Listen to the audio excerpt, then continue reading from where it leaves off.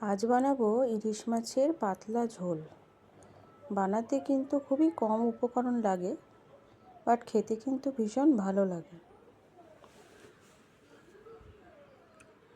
এর জন্য আমরা 4 পিস ইলিশ মাছের পিস নিয়ে নিয়েছি।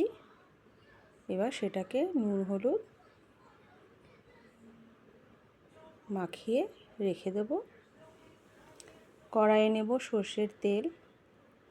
তেল গরম হয়ে গেলে মাছগুলোকে হালকা করে ভেজে নিতে হবে। খুব বেশি ভাজবো না, কারণ ইলিশ মাছ বেশি ভাজলে খেতে কিন্তু একদমই ভালো লাগে না। হালকা করে এপিট ওপিট করে ভেজে নেব।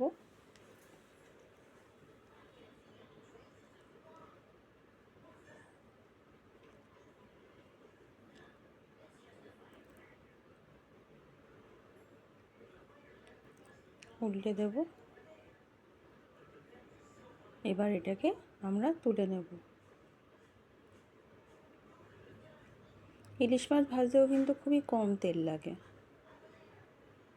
এরপর ওই তেলের মধ্যে 2টো কাঁচা লঙ্কা, সামান্য কালো জিরে আর আলু দিয়ে নুন হলুদ দিয়ে ভালো মতো ভাজা ভাজা করে নেব।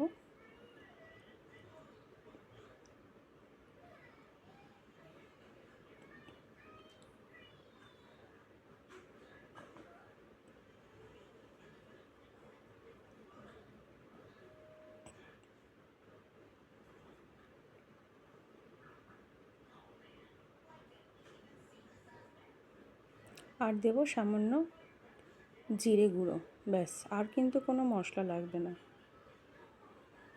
এবার সামান্য জল দিয়ে মশলাটাকে একটু কষিয়ে নেব।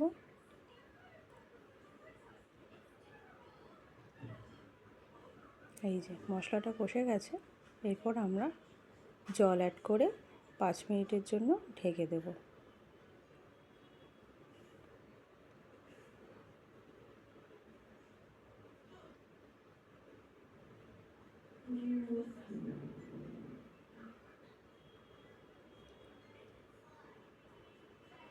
ঢাকনা খুলে এর মধ্যে মাছগুলো অ্যাড করে দেব। জাল উঠলে কিন্তু আমাদের ইলিশ মাছের পাতলা ঝোল রেডি। গরম ভাতের সাথে পরিবেশন করুন। আর কিন্তু মেনুতে আর কিছু লাগবে না। রেসিপিটা ভালো লাগলে লাইক শেয়ার করে দেবেন আর আমার চ্যানেলটিকে সাবস্ক্রাইব করে দেবেন। Thank you.